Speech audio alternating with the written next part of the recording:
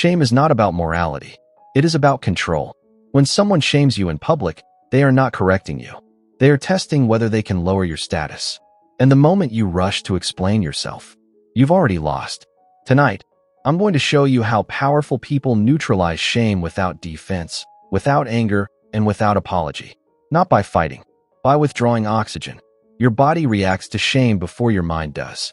The heat in your face, the tight chest, the urge to speak now. That reaction is ancient. In early societies, public humiliation meant exile. Exile meant death. So your nervous system panics. And here's the trap.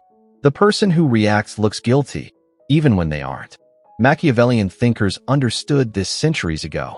Power does not belong to the most righteous person. It belongs to the least reactive one. The shamer is counting on your biology to betray you. Shame only works if you accept the attacker's story. The moment you defend yourself, you silently agree that this accusation deserves a response. It doesn't. Shame is almost never about truth. It's about positioning.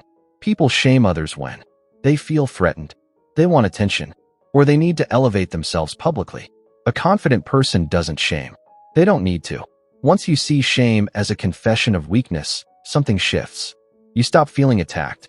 You start observing. And the observer always has the advantage. Here is the first technique. When someone tries to embarrass you, pause. No smile. No frown. No explanation. Just stillness. Silence creates pressure, and most people cannot survive it. In that gap, the audience starts watching them, not you. The shamer feels exposed. Uncertain. They were expecting emotion. They got nothing. That nothing is dominance. Stillness signals. You are not important enough to rush for. A manager once tried to shame a colleague during a meeting. He said, "Maybe next time you'll actually prepare." Everyone waited for the defense. But the colleague didn't respond immediately. He looked at the manager, calmly, then glanced at the table, then said, slowly, "Anything else?" The room shifted. The manager stumbled, started explaining himself, backtracking. The status reversal was instant. Nothing humiliates a shamer faster than being forced to fill their own silence. If you speak, never argue facts. Facts invite debate. Debate invites weakness. Instead, comment on behavior, not accusations. Simple lines. That's an emotional reaction. You seem very invested in this. That was an odd thing to say out loud. You've now flipped the lens. The spotlight is on them. They are explaining. You are calm. Machiavelli called this controlling appearances. You don't need to be innocent. You need to look unbothered. Sometimes the insult is partially true. That's fine. Shame only works when you resist it. So instead, own it without shame.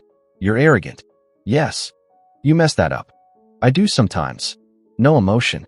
No sarcasm. When you agree calmly, you remove the weapon. There's nothing left to attack. A man who accepts his flaws cannot be controlled by them. Shame is a performance. The attacker isn't speaking to you. They're speaking to the room. So win the room without begging it. Calm beats cruelty. Control beats noise. People don't side with victims. They side with stability. If you remain composed while someone unravels, the hierarchy reorganizes itself automatically. No technique works if you secretly believe they're right. The strongest defense is knowing who you are and refusing to outsource your self-worth. Machiavellian power begins internally. When shame finds nothing to attach to, it dies. The next time someone tries to make you small, don't rush. Pause. Because silence isn't weakness. It's a warning.